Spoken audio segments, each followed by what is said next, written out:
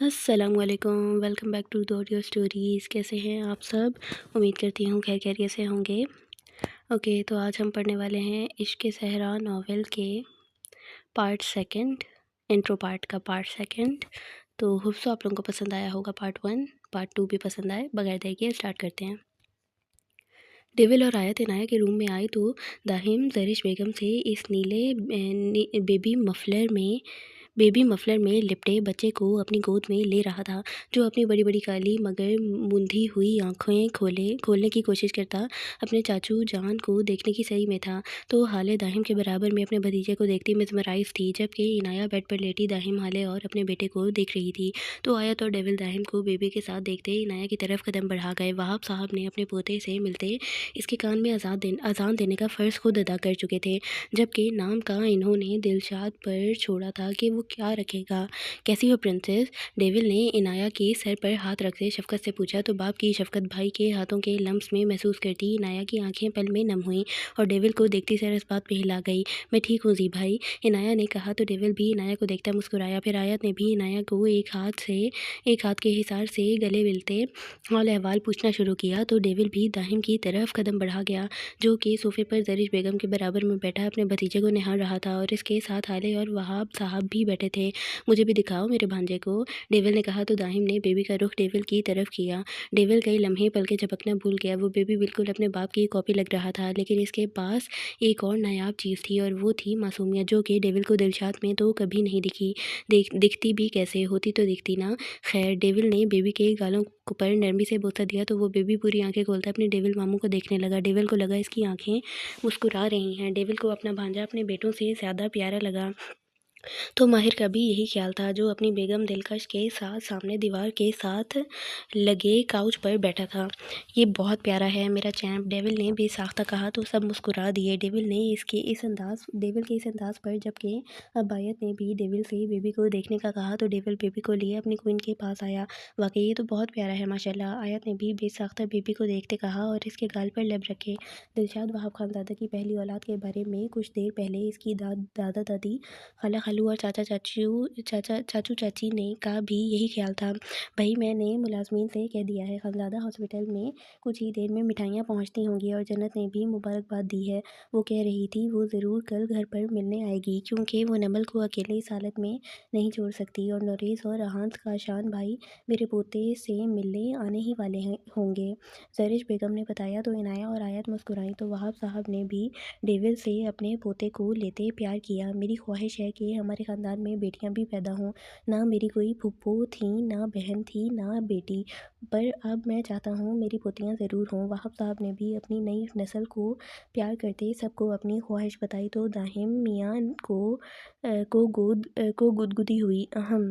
Dead, کتنی پوتیاں چاہئیں آپ کو؟ آپ مجھے بتائیں، میں آپ کی خواہش دل و جان سے پوری کرنا چاہوں گا۔ داہم نے حالے کے کندھے کو ہلکا سا مس کرتے چیرنے والے انداز میں اپنے باپ سے پوچھا، تو حالے داہم کی حرکت سمجھتی سر جھکائے اور سرخ ہوئی، تو وہاب صاحب اپنے بیٹے کی شرارت سمجھتے کہا لگا اٹھے، تو باقی سب بھی مسکرائے۔ جتنی تم مجھے دے سکو، وہاب صاحب نے اپنے بیٹے کی شرارت پہ ساتھ دیتے کہا، تو حالے داہم کے پاس سے اٹھتی آیت اور عنایہ کے پاس آ کر شرم سے سرخ ہوتی بیٹھ گئی، تو زرش بیگم نے اپنے شوہر اور بیٹے کو ہنستے ہوئے گھورا۔ چھوٹے خانزادہ، تمہاری حرکتوں سے مجھے ایک بھی مشکل لگتی ہے۔ ڈیول نے حالے کے شرم سے جگہ چینج کرنے پر کہا، تو داہم کہا لگا اٹھا، عنایہ ویسے آج تمہارے بیٹے کی پیدائش ہوئی ہے، اور ساتھ آج ہی 2 لوگ قتل ہوں گے۔ ماہر نے ڈیول اور داہم کو باری باری دیکھتے کہا، تو سب نے ماہر کو ناسمجھی سے دیکھا سوائے ڈیول اور داہم کے۔ وہ ماہر کا مطلب اچھے سے سمجھ چکے جو تھے۔ کیا کہہ رہے ہو بیٹا؟ اللہ نہ کرے، زرش بیگم کا تو قتل کے نام پر دل ہول کر رہ گیا تھا۔ بے ساختہ بولیں، آنٹی دل مضبوط کر لیں آپ، کیونکہ قتل کا آپ کا بڑا بیٹا ہی کرنے والا ہے، آپ کے چھوٹے بیٹے اور اپنے سالے کا۔ ماہر نے مسکرا کر کہا، تو زرش بیگم کو بات سمجھ آئی، تو نفی میں سر ہلاتی مسکرائیں، ویسے ان دونوں کا قتل فرض بھی ہے دلشاد پر، دعائیں جو قبول ہو گئی ہیں دونوں کی۔ وہاب صاحب نے بھی کہا لگاتے کہا، تو تمام خواتین عنایہ سمیت مسکرائیں، تو ماہر کا بھی داہم اور ڈیول کی صدمے والی شکل دیکھتے کہا گونجا، جبکہ آیت کی گود سے اب بیبی حالے کی گود میں جا چکا تھا، اور وہ محبت سے اپنی معصوم سی چاچی کو دیکھ رہا تھا۔ ڈیڈ، آپ تو ایسا نہ کہیں، ورنہ یہ نہ ہو پہلا پوتا آیا ہے اور آخری اولاد دنیا سے رخصت ہی ہو جائے آپ کی۔ داہم نے دعائی دیتے کہا تو زرش بیگم نے اس کے کندھے پر چپت رسید کی، جبکہ وہاب صاحب مسکرائے۔ بھائی ہم نہیں کہیں گے کچھ بھی دلشاد کو، وہ جو مرضی کرے تم لوگوں کے ساتھ، ہم تو اپنے پوتے کے لیے ہی خوش ہیں، باقی تم لوگ جانو۔ اور دلشاد، وہاب صاحب نے ڈیول اور داہم کو ہری جھنڈی دکھائی تو زرش بیگم نے بھی سر اس بات میں ہلاتے اپنے شوہر کا ساتھ دیا۔ پرنسس بھابی، ڈیول اور داہم نے وہاب صاحب اور زرش بیگم سے مایوس ہوتے اپنے انجام کا سوچتے اور اس انجام سے بچنے کے لیے واحد سہارے کا نام لیا۔ جی، عنایت نے ناسمجھی سے اپنے بھائی اور دیور کو دیکھا۔ اب تم ہی ہو جو ہمیں اس جلالی سے بچا سکتی ہو، ڈیول نے اپنی بہن کو دیکھتے ہوئے کہا۔ جی بھابی بچا لیں، ورنہ ڈیول بھائی کے تو بچے بھی ہیں، میں بنا باپ بنے دنیا سے رخصت ہو جاؤں گا۔ داہم نے الگ ہی دعائی دی۔ تو یہ بات دعائیں دینے سے پہلے سوچنی تھی نا، چلا کاٹنے والے بابا دلکش نے بھی کھلکھلاتے داہم کو آگ لگائی۔ کرسٹل باربی تمہارا عاشق مارا جائے گا اور تم ہنس رہی ہو، یہ تو کوئی دشمن کے ساتھ بھی نہ کرے۔ داہم نے دلکش کی طرف دیکھتے اسے گورے منہ بنا کر کہا تو ماہر نے ایک آئیبرو ریز کی تو دلکش نے بھی داہم کو گورا عاشق نہیں، دماغ سے فارغ انسان۔ ماہر نے تصحیح کی تو اپنے شوہر کی بات پر دلکش مسکرائی۔ دنیا عاشق کو دماغ سے فارغ ہی کہتی ہے۔ داہم نے بھی آہ بھرتے دوبدو کہا تو سب ہی داہم کی شرارت پر مسکرائے۔ اب تو دلشاد تمہیں قتل کر ہی دے تو ہی اچھا ہے، ماہر نے بھی داہم کے انداز پر جل کر کہا تو اپنے شوہر کے جلے انداز کو دیکھتی دلکش بھی کھلکھلا دی اور ماہر کے بازو کو اپنے دونوں ہاتھوں سے تھامتی باہر ماہر کے کندھے پر سر ٹکا کر داہم کو منہ چڑھا گئی، جس سے داہم نے اپنی آنکھوں سے نہ آئے آنسو صاف کیے تو اپنی بیوی کی معصوم ادا پر ماہر نے بھی مسکراتے داہم کو جتاتی نظروں سے دیکھا، جس پر داہم نے اپنا رخ کرتے عنایت کی طرف کیا، جو اپنے بھائی اور دیور کو دیکھتی پرسکون سانس لیتی، آنکھیں موند کر دوبارہ کھولتی، سر اس بات میں ہلاتی ان کو تسلی دے گئی۔ حالے وہاب صاحب، زرش بیگم، دلکش، آیت اور ماہر خانزادہ ہاسپٹل کے اسٹاف میں مٹھائیاں تقسیم کرتے گھر کے لیے نکل چکے تھے، کیونکہ کچھ ہی دیر میں ڈسچارج ملنا تھا عنایت کو، اور ان لوگوں نے گھر جا کر اپنے چیمپ کی خوش آمدید کی تیاری بھی کرنی تھی۔ تو آیت کو ماہر کے ساتھ زیام اور زیغم کے پاس بھیجنا تھا، جن کو وہ عائشہ اور مہک کے حوالے کر کے آئی تھی۔ تو دلشاد نے وہاب صاحب کو کال کر کے اطلاع دی تھی کہ وہ مسجد سے سیدھے صدقہ دینے کے لیے نکل گیا ہے، آپ لوگ جائیں، میں ہاسپٹل آتا ہوں اور عنایت کو لیے گھر پہنچتا ہوں جلد۔ تو سب ہی دلشاد کی بات مانتے گھر کا رخ کر گئے۔ تو ڈیول اور داہم عنایت کے ساتھ ہی ہاسپٹل میں رکے تھے اور اپنے چیمپ کے ساتھ کھیلنے میں مصروف تھے۔ جب روم کا دروازہ کھلا اور دلشاد اندر داخل ہوا، دلشاد کی نظر اپنے کچھ دیر پہلے اس دنیا میں آئے بچے پر گئی تو اس کے دل نے پھر ایک دفعہ اللہ کا شکر ادا کیا۔ جبکہ عنایت کی نظر اپنے بیٹے سے ہٹتی اپنے دروازہ بند کرتے شوہر پر گئی تو وہ مسکرائی، جبکہ دلشاد کی نظر اب اپنے بچے کے بلو مفلر پر گئی تو دلشاد نے حیران ہوتے عنایت کو دیکھا، جس کی مسکراہٹ دیکھتے دلشاد مسکرایا اور اپنی بیوی کے پاس قدم بڑھا گیا۔ عنایت کے بیڈ پر عنایت کے پاس بیٹھتے دلشاد نے عنایت کو پشت سے اپنے ایک ہاتھ کے حصار میں لیتے اس کے سر پر بوسہ دیا۔ عنایت کی آنکھیں اپنے شوہر کی محبت پر چمکیں، جبکہ داہم اور ڈیول نے دلشاد کو دیکھتے ہی رخ ایک دوسرے کی طرف کیا اور پھر اپنے چیمپ کو دیکھنے لگے، جس کے دنیا میں آنے کی قیمت اب وہ لوگ شاید اپنی ہڈیاں توڑوا کر ادا کرنے والے تھے، یا جان سے ہاتھ دھو کر۔ اگر عنایت انہیں بچانے میں ناکامیاب ہوئی تو تمہارا بہت بہت شکریہ میری جان، تم نے مجھے اتنی بڑی خوشی دی ہے، اولاد کی نعمت سے آراستہ کیا ہے، تم آج میری جان بھی مانگ لو، میں وہ بھی تمہارے قدموں میں رکھ دوں۔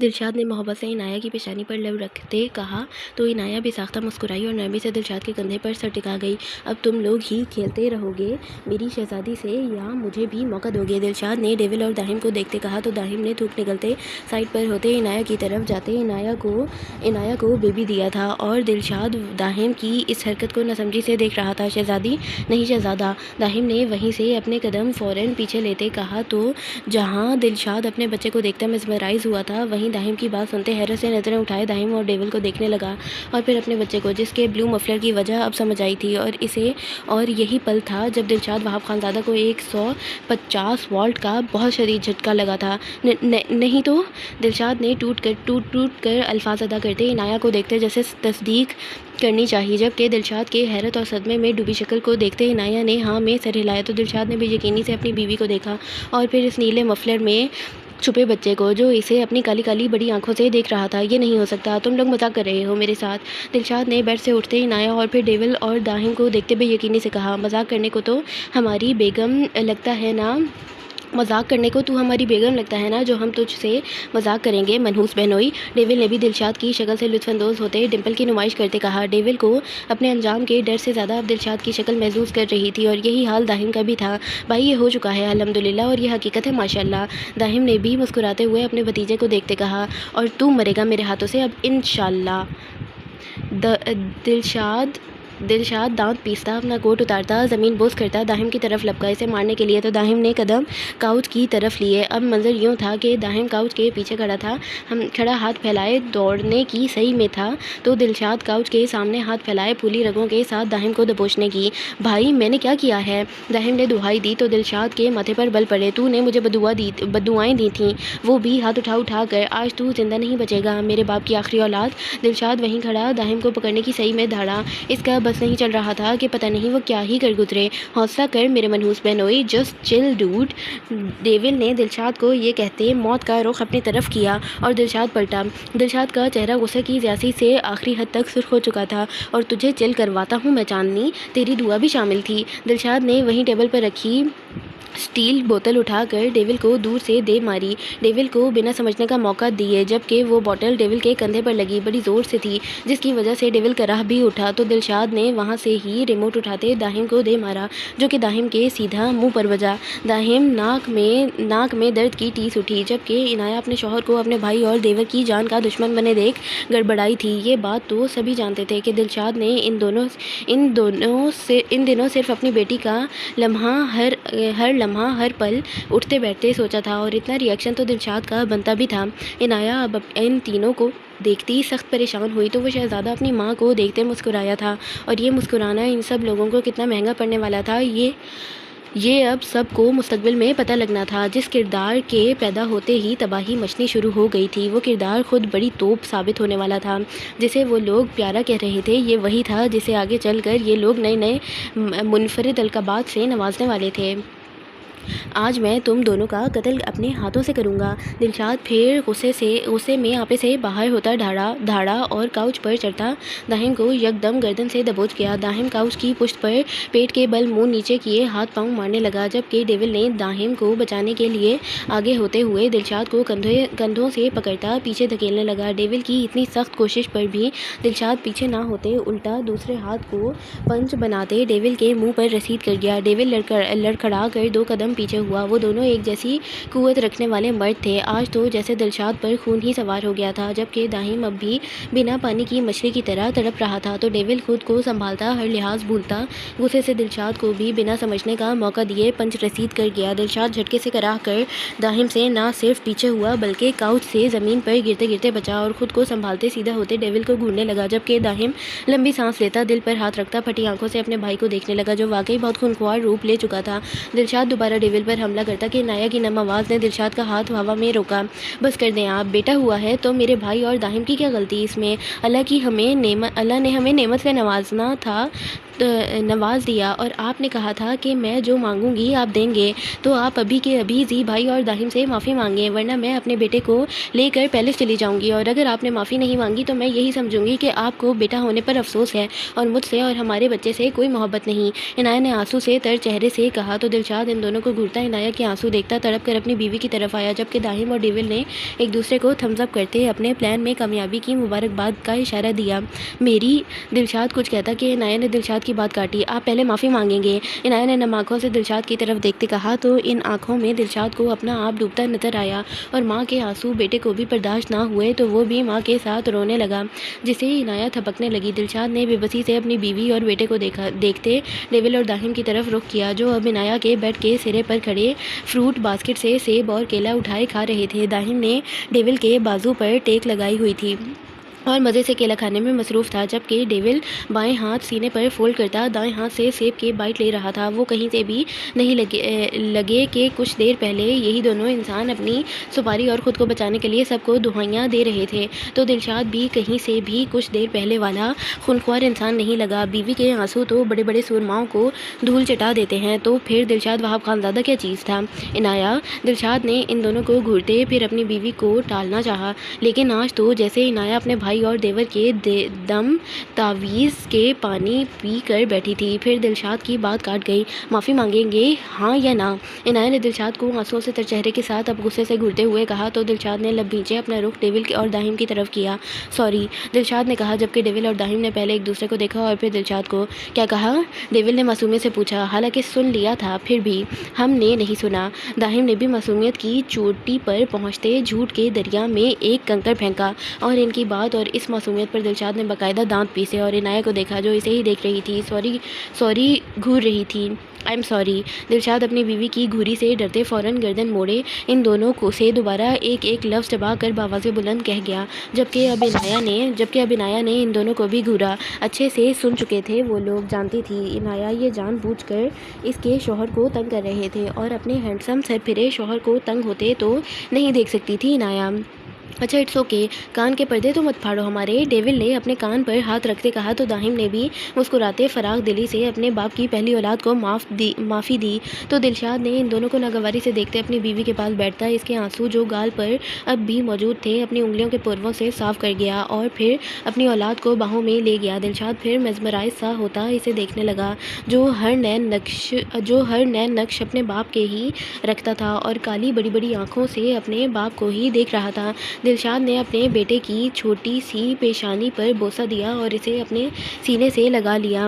بہت پیارا ہے میرا شہزادہ بیٹا، دلشاد نے دل کی بات کہی تو عنایت باپ کے سینے سے لگے اپنے بیٹے کو دیکھتی مسکرائی تو داہم اور ڈیول بھی یہ منظر دیکھتے مسکرا اٹھے۔ آپ خوش ہیں نا؟ آپ کو بیٹی چاہیے تھی۔ عنایت جیسے یکدم دلشاد کی خواہش سوچتے افسردہ ہوئی تو دلشاد اپنی بیوی کو ایک ہاتھ کے حصار میں لیتا اپنے بیٹے کو دیکھنے لگا۔ ہاں چاہیے تو تھی، لیکن کوئی بات نہیں، ایک دفعہ اور ٹرائی کریں گے، اب داماد کو تو نہیں ناراض کر سکتا میں۔ دلشاد نے پہلے عنایت اور پھر ڈیول کو دیکھتے ایک آنکھ ونک کرتے کہا تو ڈیول نے دلشاد کو گھورا، جبکہ داہم مسکرایا تو عنایت دلشاد کی بے باک بات پر جھیم گئی۔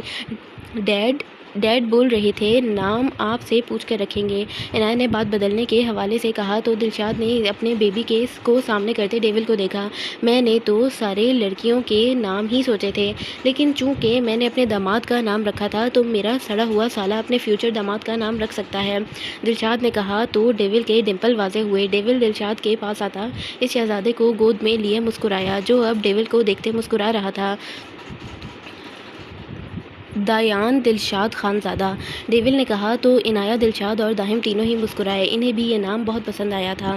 دایان دلشاد خانزادہ اور عنایت کو لیے داہم دلشاد اور ڈیول وہاں ولا پہنچ چکے تھے۔ سب لوگوں نے ہی دلکش اور ہالے کے ساتھ مل کر ان کا بہت جوش و خروش سے استقبال کیا اور دایان کے نام کو بھی سراہا۔ نمل ملنے نہیں آ سکی کیونکہ اس کے ہاں بھی خوشخبری آنے میں بس کچھ ہی دن رہ گئے تھے، جبکہ نوریز دایان سے مل کر نمل کے پاس جا چکا تھا تاکہ جنت بیگم مہان صاحب اور کاشان صاحب جلد ہی دایان سے ملنے آ سکیں تو نمل نے بھی ویڈیو کال پر دایان کو دیکھا تھا۔ سب لوگ ہی دایان کی آمد سے خوش تھے تو وہیں دایان کی آمد پر زیغم اور زیام پریشان۔ وہ لوگ بھی اپنے کزن سے ملنے اپنی ماں کے ساتھ وہیں موجود تھے جو پیلس جاتی عائشہ، جیک، حشام، مہک اور ماہر کے ساتھ وہاں ولا لوٹی تھی۔ زیام اور زیغم کو جب بھی دایان کے ساتھ ایک بیڈ پر لٹایا جاتا زیام تو فوراً ہی رونا شروع کر دیتا، جبکہ زیغم بھی عجیب و غریب شکلیں بنانے لگتا تو وہیں دایان اپنی دنیا کو دیکھنے میں مگن، اسے کوئی زیادہ فرق نہیں پڑ رہا تھا۔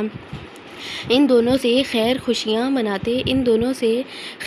مناتے سب اب پیلس پہنچ چکے تھے اور یہی سکون ملا تھا زیام اور زیغم کو۔ چپ ہوتے جیک اور دلکش کے ساتھ کھیلنے میں مصروف ہو گئے تھے تو ماہر کو آج امریکہ کسی کام سے کچھ دنوں کے لیے جانا تھا تو دلکش نے کہا تھا کہ زیغم اور زیام کو اپنے پاس ہی سلائے گی، جس پر آیت تو راضی نہیں تھی کہ وہ دلکش کو پریشان کریں گے، لیکن ڈیول اپنی بہن کے اس قدم پر بڑا خوش تھا کیونکہ اسے اپنی کوئن کے ساتھ بھی تو کچھ وقت چاہیے تھا نا، اور بالآخر دلکش اپنی ضد پر اڑی رہی۔ اب وہ لوگ اپنے روم میں شفٹ کر چکے تھے جہاں آیت بلیک نائٹی پہنے ڈریسنگ سے باہر نکلی تھی بالکل فریش اور سونے کی طاق میں، تو ڈیول لیپ ٹاپ پر اپنے امریکہ کی ٹیم کے کام کو چیک کرنے میں مصروف۔ ڈیول نے ڈریسنگ مرر کے سامنے کھڑی اپنی بیوی کو ایک نظر سرسری سا دیکھنا چاہا، لیکن آیت پر نظر پڑتے جیسے ڈیول کی نظریں واپس لیپ ٹاپ کا رخ کرنا ہی بھول گئیں۔ آیت کی پشت ڈیول کی طرف تھی اور آیت کی نائٹی جس سے اس کی دودھیا کمر صاف نظر آ رہی تھی۔ ڈیول کو دم بخود سا کر گئی۔ ڈیول نے لیپ ٹاپ بند کرتے اپنی بیوی کی طرف قدم بڑھائے جو اپنے ہاتھوں پر لوشن لگانے میں مصروف تھی، جیسے اس سے بڑھ کر دنیا میں کوئی کام ہی نہ ہو۔ ڈیول آیت کے پاس آتے اسے پشت سے اپنے حصار میں لیتا، دونوں ہاتھ آیت کے پیٹ پر رکھتا آیت کو خود کے قریب کر گیا۔ ڈیول دور ہٹو مجھ سے ورنہ اچھا نہیں ہوگا۔ ڈیول کے اچانک اپنے قریب آنے پر آیت ہڑبڑاتی ہوئی پھر مرر میں ڈیول کے عکس کو دیکھتی ہوئی بولی، جو اب آیت کے کندھے سے بالوں کو سائڈ پر کرتا آیت کی نائٹی کی اسٹریپ پر اپنے لب رکھ گیا۔ اتنے دنوں بعد تو موقع ملا ہے تمہاری قربت میں بہکنے کا، اچھا نہ ہو تو بھی کیا مضاحکہ ہے میری جان، ڈیول نے خمار آلود لہجے میں کہتے آیت کے دودھیا بازو پر اپنی دائیں ہاتھ کی انگلی سے ڈیزائن بناتے کہا اور آیت کے پیٹ پر اپنی گرفت اور سخت کر دی تو آیت کو اپنی ٹانگوں پر کھڑا رہنا مشکل امر لگا۔ ڈیول زغم اور زیام پریشان کر رہے ہوں گے سب کو، آیت نے ڈیول کے ہاتھ پر اپنے دونوں ہاتھ رکھتے کہا تو ڈیول نے آنکھیں سکیڑتے آیت کو مرر میں دیکھتے جھٹکے سے آیت کا رخ اپنی طرف کرتے اسے اپنے بے حد قریب کیا تو آیت ڈیول کی نیلی آنکھوں میں دیکھنے لگی تو ڈیول اب آیت کے چہرے پر اپنی انگلی پھیرنے لگا۔ چلو پھر ان کو ایک بہن لا دیتے ہیں، پھر وہ کسی کو بھی پریشان نہیں کریں گے۔ ڈیول کے پاس تو جیسے ہر مرض کی دوا اور آیت کے ہر بہانے کا حل موجود تھا، جبکہ ڈیول کی بات سنتے خود کو ڈیول کی باہوں میں بے بس ہوتا دیکھ آیت اپنے شوہر کے ڈمپل کو اگنور کرتی غصے سے بولی، ڈیول خبردار جو اپنی ٹھڑک اتارنے کے لیے میرے بچوں کا سہارا لیا تو آیت نے ڈیول کو گھور کر دیکھا، جبکہ آیت کے گال ڈیول اور آیت کی پہلی گولڈن نائٹ کی طرح آج بھی ڈیول کی قربت پر دہک رہے تھے۔ ڈیول آیت کے چہرے پر لالی گھلتی دیکھتا اپنی کوئن کے گال پر لب رکھ گیا، ویسے تمہارے بچے بھی اسی ٹھڑک کا نتیجہ ہیں۔ ڈیول آیت کی غیر ہوتی حالت دیکھتا کہا لگاتا بولا تو آیت نے پھر ڈیول کی بات پر غصے سے سرخ ہوتی ناک سے اسے دیکھا، شرم تو تمہیں چھو کر نہیں گزری ڈیول؟ آیت نے ڈیول کو اس کے حصار میں ہی بے بسی سے دوبارہ گھورا، شرم کرتا تو تمہیں ماں کے عہدے پر فائز کیسے کرتا میری جان؟ ڈیول آیت کی غصے سے سرخ ہوتی ناک کو دیکھتا مسکراتا آیت کو ایک آنکھ ونک کرتا اس کے لبوں پر جھکا۔ ڈیول آیت کے لبوں سے جنونیت سے جام پیتا خود کو سیراب کر رہا تھا کافی عرصے بعد، اور آیت ڈیول کے تشنگی اور جنونیت میں خود کو ہلکان کرتے ڈیول کی شدتوں کو اتنے عرصے بعد جھیلنے کے علاوہ کر کیا سکتی تھی؟ ڈیول نے آیت کو اپنے ایک ہاتھ کے حصار سے اپنے بے حد قریب کرتے جیسے وہ دو جسم ایک جان ہو، آیت کے سر کی پشت پر اپنا دوسرا ہاتھ رکھتے آیت کے ہونٹوں کو کاٹا جس سے ڈیول کی جنونی حرکت پر آیت کی سسکی کا گلا بھی ڈیول نے اس کی سانسوں میں اپنی سانسوں کو الجھاتے ہوئے ہی گھونٹا۔ آیت کو سانس لینے میں مشکل ہو رہی تھی اور ڈیول تھا جو کہ آیت کے وجود میں اس کے ہونٹوں کے لمس اس قدر گم تھا کہ آیت کی اکھڑتی سانسوں کو بھی محسوس نہ کر پایا۔ آیت نے آنکھیں پھیلائے بے بس ہوتے ڈیول کی گردن کو اپنے کانپتے ہاتھوں سے تھامتے اپنے ناخن ڈیول کی گردن پر چبوئے تو ڈیول جیسے یک دم ہوش میں آتا اپنی آنکھیں کھولتا آیت کی غیر ہوتی حالت محسوس کرتا نرمی سے آیت کے لبوں کو آزادی بخش گیا۔ آیت اپنا تنفس بحال کرتی ڈیول کے سینے پر سر ٹکاتی لمبے لمبے سانس لینے لگی اور ڈیول نرمی سے اس کی پیٹھ کو سہلانے لگا۔ آیت نے اپنا تنفس بحال کرتے ڈیول کے سینے پر سر ٹکائے ہی ڈیول کے سینے پر اپنے ہاتھ کے مکے برسائے، میری گنڈی آفت، ابھی تو ایسا میں نے کچھ کیا ہی نہیں کہ تم مجھے اس طرح ہٹ کرو۔ ڈیول نے آیت کے مکہ مارنے پر کہا لگاتے پھر آیت کو اسے گھورنے پر مجبور کیا تو ڈیول آیت کی گھوری پر کندھے اچکاتا جھٹکے سے آیت کو اپنی باہوں میں اٹھاتا بیڈ کی طرف بڑھ گیا۔ آیت کو بیڈ پر لٹاتے ڈیول سیدھا کھڑا ہوا۔ ڈیول تم میرے ساتھ زبردستی کرنے کی کوشش کر رہے ہو، آیت نے ڈیول کو شرٹ اتارتے دیکھتے جتایا، جس پر ڈیول شرٹ صوفے پر اچھالتا آنکھیں سکیڑتے آیت کو دیکھنے لگا۔ بالکل، میں دنیا کا پہلا مرد ہوں جو 2 بچوں کے بعد اپنی بیوی کے ساتھ زبردستی کر رہا ہے۔ ڈیول نے آیت کو گھورتے اس پر سایہ فگن ہوتا چھایا۔ ڈیول کی بات پر آیت کھلکھلا کر یک دم ہنس دی اور ڈیول بھی سر جھٹکتا آیت کے بالوں میں منہ چھپا گیا، جبکہ آیت سمجھ گئی آج جائے فرار کے سارے راستے اس کے لیے بند ہیں تو خود کو اپنے جنونی شوہر کی شدتوں کے لیے دل میں تیار کرتی ڈیول کی گردن میں باہوں کا ہار ڈال گئی۔ طلوع آفتاب آج دایان دلشاد خانزادہ کی زندگی کا پہلا منظر تھا، جسے دایان کے چچا جان دایان کو دکھانے کے لیے فجر کی نماز ادا کرتے دلشاد اور عنایہ کے کمرے میں جاتے عنایہ سے دایان کو لیتے یہ منظر دکھانے لائے تھے۔ وہاں ولا کے لان میں اترتی سیڑھیوں سے تو دایان میاں بھی اپنی بڑی بڑی سی کالی آنکھیں کھولے مسکراتے ہوئے یہ منظر انجوائے کر رہے تھے۔ دایان کو اب تک اپنے باپ سے زیادہ اپنے چاچو کی کمپنی پسند آئی تھی۔ یہ ماننا زرش بیگم اور عنایہ کا تھا، کیونکہ دلشاد کی گود میں آتے دایان کھیلتا ضرور تھا لیکن زیادہ نہیں جتنا داہم کی گود میں مزے سے کھیلتا تھا۔ دایان مسکراتا داہم کو دیکھ رہا تھا، جو کہ خود دایان کو دیکھتے مسکرا رہا تھا۔ میرے پیارے چھوٹو چیمپ، جلدی جلدی بڑے ہو جاؤ، پھر تمہارے باپ سے میرے ساتھ مل کر بدلے لینا ہے اور سب کو ہم پریشان بھی کریں گے۔ داہم نے محبت سے دایان کے گال باری باری چومتے کہا تو دایان کو داہم کی بات جیسے پسند آئی، فرحت سے مسکرایا۔ اور تمہاری سیٹنگ بھی تو کروا کر دینی ہے زین بھائی کی بیٹی سے میں نے۔ ویسے تو تم ڈیول کنگ عرف زین کمال حفیظ کے داماد بننے والے ہو، لیکن اس کے لیے بھی ایک بیٹی چاہیے جس میں شاید انہیں 3 یا 4 5 سال یا اس سے بھی زیادہ لگ جائیں۔ داہم نے ایسے رازدارانہ بات شروع کی تو دایان بھی اپنی مسکراہٹ سمیٹتا ویری امپورٹنٹ بات کو اپنے دونوں کان کھولے پوری توجہ سے سننے لگا۔ تو داہم کو لگا جیسے اتنے سالوں انتظار کرنے پر اس کے ایک دن کے بھتیجے کو مایوسی ہوئی۔ ارے تم نے فکر نہیں کرنی یار، میں تو اس لیے بول رہا تھا کہ تمہاری ساسو ماں بڑی خطرناک ہے بھائی، وہ کہیں بیٹی کا سن کر ڈیول پر جلالی روپ ظاہر نہ کر دیں۔ یو نو نا، ابھی 1 مہینے پہلے تمہارے ایک نہیں بلکہ 2 سالے آئے ہیں دنیا میں، تو جلدی تمہاری بیوی کا اس دنیا میں آنا پاسبل نہیں ہے، لیکن تمہارا سسر بھی تو ڈیول کنگ ہے، فکر نہیں کرو، کم سے کم 3 سال میں تمہیں تمہاری بیوی کا دیدار کروا ہی دے گا۔ داہم نے جیسے دایان کو تسلی دی تو دایان کو تھوڑا اطمینان ہوا، جبکہ اگر داہم کی اپنے ایک دن کے بھتیجے سے کی باتیں اگر کوئی دوسرا شخص سن لیتا تو داہم کو ضرور پاگل خانے شفٹ کروا دیتا۔ اور تم نے نامعصوم نہیں بننا، کیونکہ معصوموں کی یہاں کوئی قدر نہیں، مجھے ہی دیکھ لو۔ داہم نے پھر بہت ضروری بات کہی اور معصوم لفظ پر اپنے اوپر افسوس کیا، جس لفظ سے داہم وہاب خانزادہ کا کوئی لینا دینا نہیں تھا، پر خیر 3rd کلاس ایکٹر کو کوئی کیا کہے، جس پر دایان جیسے او کرتے اپنے چچا کی بات پر آئی سی کہا تو داہم نے بھی اپنی بات جاری رکھی، کیونکہ ڈیول کنگ کی بیٹی گنز کے بیچ میں پلے گی اور تمہارے سالے بھی اور سسر تو ماشاءاللہ شارپ شوٹر ویسے ہی ہے، اور وہ لوگ تمہیں دنیا سے رخصت کرنے میں 9 سیکنڈ نہیں لگائیں گے، جس کا صرف میں نے 9 مہینے انتظار کیا ہے۔ داہم نے اپنے بھتیجے کو کہتے سینے سے تڑپ کر گلے لگایا۔ اگر دلشاد داہم کی باتیں سن لیتا نا تو داہم کو کہتا کوکھ میں بھی تو نے ہی رکھا تھا اسے۔ خیر، جس پر دایان نے بھی رونے جیسی شکل بنائی، جیسے وہ بھی اپنے چاچو کی بات سمجھتے دکھی تھا، تو داہم نے اسے پچکارتے گال پر پیار کیا، لیکن میں ایسا نہیں ہونے دوں گا، اگر مافیا خاندان نے تجھے پتھر مارا تو ہم انہیں پہاڑ سے نیچے کا منظر دکھائیں گے۔ داہم نے پرجوش ہوتے کسی آرمی آفیسر کی طرح گردن اکڑا کر کہا۔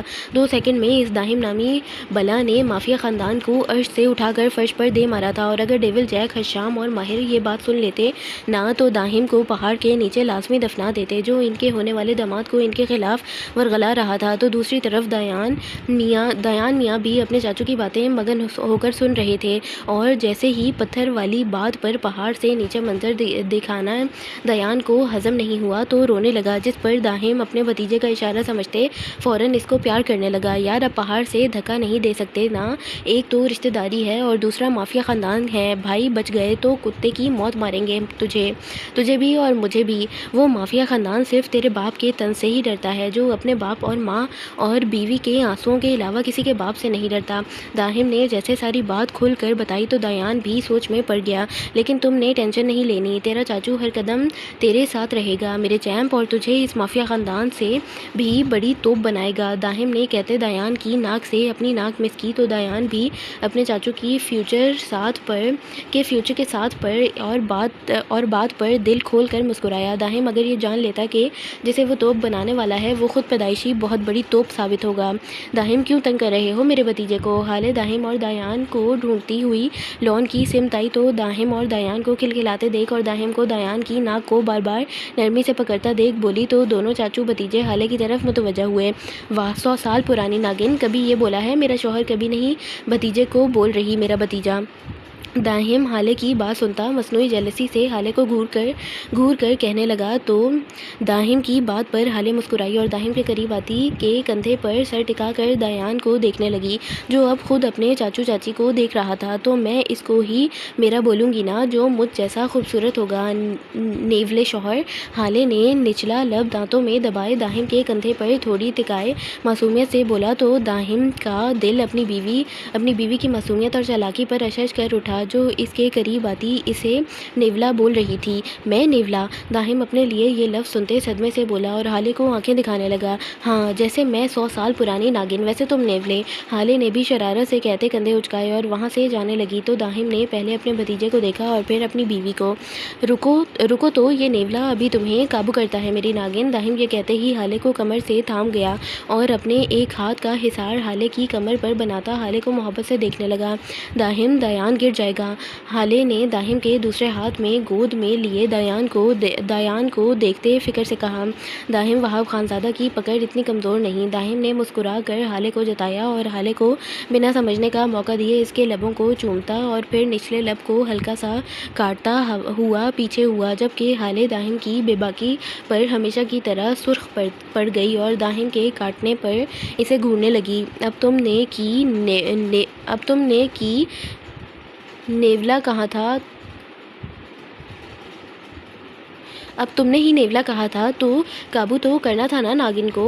दाहिम ने हाले के घूरने पर एक आंख विंग करते कहा। बहुत बेशर्म इंसान हो तुम। ये बेडरूम नहीं है और दयान भी हमारे साथ है और देखो देख भी रहा है और तुम्हें ज़रा शर्म नहीं। हाले ने गुस्से से फूले गालों से कहते दाहिम को शर्म दिलानी चाहिए, जिस पर सिर्फ दाहिम ने दयान को देखा, जो चाचा चाची को का शायद रोमांस सीन शौक से देखता मुस्कुरा रहा था। बेशर्म चाचू का बेशर्म भतीजा। यहाँ पर तुम्हारे, मेरे और दयान के अलावा कोई नहीं और बेडरूम में भी चले जाएंगे मेरी जान। अभी सुबह बेडरूम में ही आंखें खोली हैं हमने और अब तुम्हें इतनी जल्दी हो रही है दोबारा जाने की, तो नाश्ते के बाद चलते हैं। और रही दयान की बात तो अच्छा है, देखे चाचू चाची को कितना प्यार करते हैं, आखिर इसने भी तो फ्यूचर में अपनी बीवी को प्यार करना है। दाहिम ने कहा तो हाले दाहिम की ढिठाई और बेशर्मी पर सारी बातों का रुख अपनी तरफ मुड़ता देख कुलस कर दाहिम के पैर पर पैर मारती करती अंदर चली गई, जबकि दाहिम पहले अपनी बात बोलता कह कहा लगाता, फिर हाले के पैर मारने पर कराह उठा। देखा, कहा था ना, मासूमों की दुनिया नहीं है। दाहिम ने अपने भतीजे को देखते अपनी गलती और बेशर्मी के बावजूद दुहाई दी तो दयान मियाँ मुस्कुराए। दिन अपनी रफ्तार पकड़ते गुजरते गए, इतनी जल्दी कि ये खुशियों का वक्त थमने का नाम ही नहीं ले रहा था।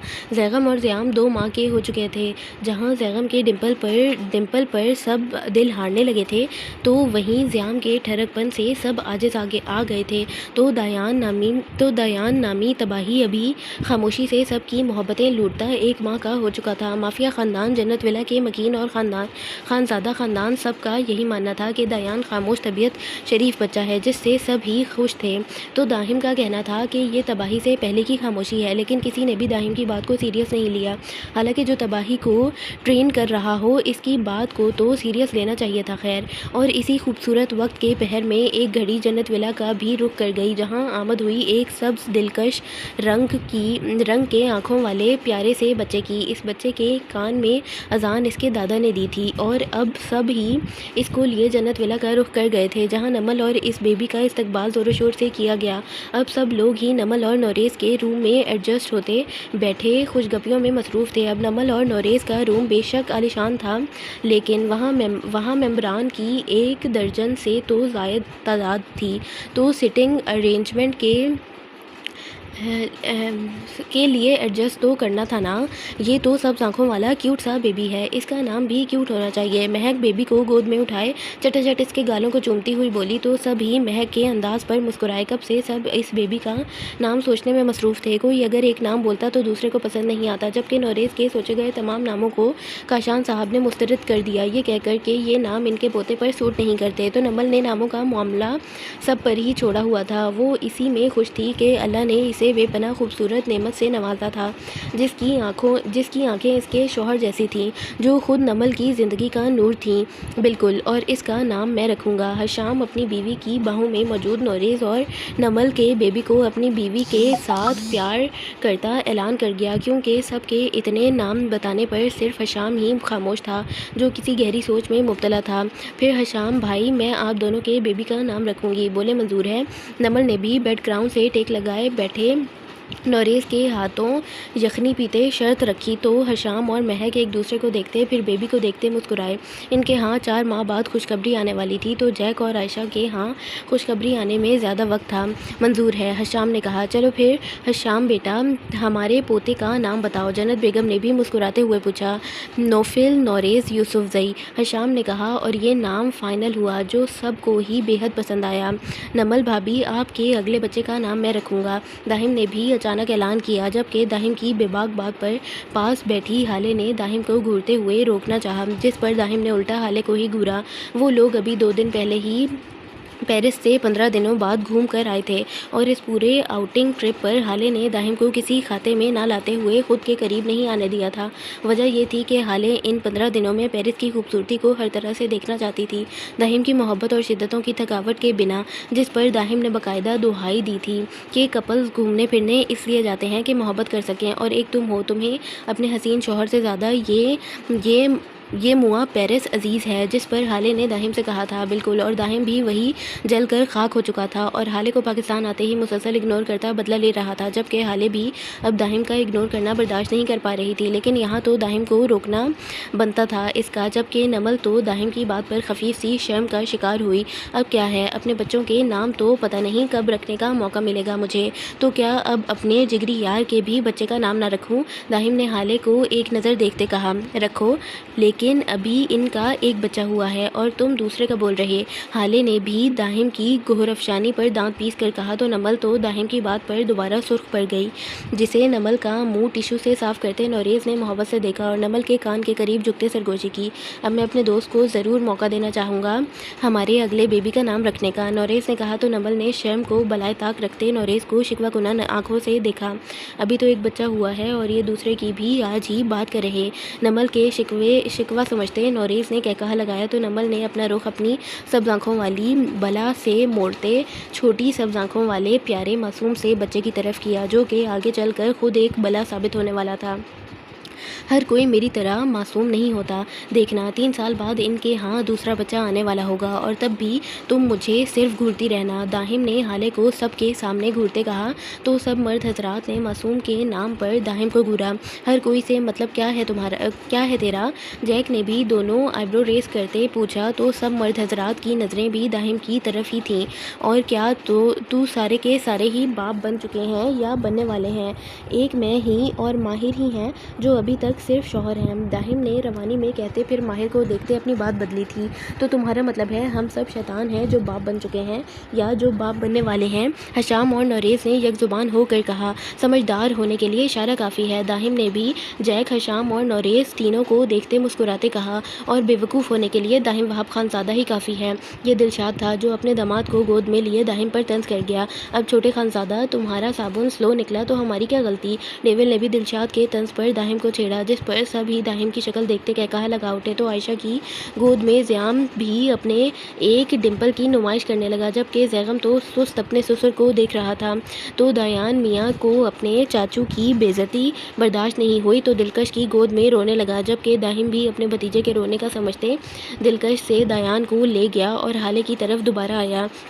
मेरी बीवी स्लो है, देखा तुम्हारी वजह से मुझे इन लोगों की बातें सुननी पड़ रही हैं, जिनकी इनकी बीवियां नहीं सुनती, जिनको इनके बच्चे मुंह नहीं लगाते। दाहिम ने पहले डेविल को देखते फिर हाले को देखते कहा, तो दिलशाद ने ज़ैगम को इनाया को दिया और दाहिम की बात पर खुनख्वार नज़रों से इसे देखने लगा। तो डेविल भी सोफ़े की पुश्त से सीधा होता दाहिम की बात पर दाहिम को घूरने लगा। तो नोरेज़, हशाम और जैक ने दाहिम की बात सुनते अपने कफ फोल्ड किए और दाहिम की तरफ कदम बढ़ाने लगे। तो दाहिम भी दयान को हाले को पकड़ाता उल्टे قدم اٹھاتا کمرے سے باہر کی طرف قدم بڑھا گیا، جبکہ ماہر اپنی بیگم کے ساتھ داہم کی درگت بننے کا سوچتا محظوظ ہو رہا تھا تو داہم کی پٹائی کا سوچتے تمام خواتین خاص کر ہالے کھلکھلا کر ہنستی۔ رات کا وقت تھا۔ پیلس اور وہاں ولا کے لوگ جنت ولا سے اپنے گھروں کا رخ کر گئے تھے تو عنایہ بھی دایان کو کوٹ میں سلایا فریش ہونے کے لیے واش روم جانے لگی تھی کہ دلشاد جو کہ کب کا فریش ہوتا کاؤچ پر بیٹھا سامنے ٹیبل پر اپنے دونوں پیر ایک دوسرے پر پھیلائے ہوئے تھا اور لیپ ٹاپ تھائز پر رکھے کچھ کام کرنے میں شاید مصروف تھا۔ عنایہ کا رخ ڈریسنگ کی طرف ہوتا دیکھ یکدم لیپ ٹاپ سائڈ رکھتا اپنی جگہ سے اٹھا تھا اور عنایہ کے پاس آتا کبرڈ سے ایک شاپنگ بیگ نکالتا عنایہ کی طرف بڑھا گیا۔ عنایہ ناسمجھی سے دلشاد کی ساری کارروائی کو دیکھنے لگی اور پھر اپنے سامنے اس شاپنگ بیگ کو۔ میں چاہتا ہوں آج میری بیگم یہ پہن کر میرے سامنے آئے، دلشاد نے بیگ کی طرف اشارہ کرتے کہا تو عنایہ مسکرائی۔ شاید دلشاد عنایہ کے لیے پھر ساڑی لے کر آیا ہوگا، کیونکہ داہم اور ہالے کی شادی کے بعد اکثر دلشاد کبھی عنایہ کے لیے ساڑی لاتا تو کبھی لانگ فراک۔ دلشاد کو عنایہ کے اوپر بہت پسند تھیں۔ عنایہ نے یہی سوچتے فٹافٹ بیگ کھولتے، بیگ کے اندر ہاتھ ڈالتے باہر نکالا تو عنایہ کی خوشی یکدم غائب ہوئی اور آنکھیں آخری حد تک پھیل گئیں۔ وہ ایک ڈیپ ریڈ کلر کی گھٹنوں سے اوپر آتی نیٹ کی سلیو لیس اسٹریپس کی نائٹی تھی۔ یہ کیا ہے؟ عنایہ نے نائٹی اور بیگ دلشاد کی طرف اچھوتوں کی طرح اچھالتے ہکلاتے ہوئے کہا تو دلشاد کے چہرے پر کچھ دیر پہلے کی چمک کی جگہ اب حیرت تھی اور وہ حیران سا ہوتا اپنی بیوی کو دیکھ رہا تھا جس کے نائٹی دیکھتے ہی پسینے چھوٹنے لگے تھے۔ نائٹی ہے، اطمینان سے عنایہ کو سمجھایا گیا۔ تو یہ میں پہنوں؟ آپ میرے لیے لائے ہیں؟ عنایہ نے دلشاد کو صدمے سے دیکھتے پوچھا۔ نہیں، میں پہن لیتا ہوں، مجھے نیا شوق چڑھا ہے رات کو زنانہ نائٹی پہن کر سونے کا۔ دلشاد نے عنایہ کے بےتکے سوال پر جل کر طنز کیا تو عنایہ گڑبڑائی۔ میں یہ نہیں پہن سکتی۔ عنایہ کے چہرے پر یکدم سرخی گھلی۔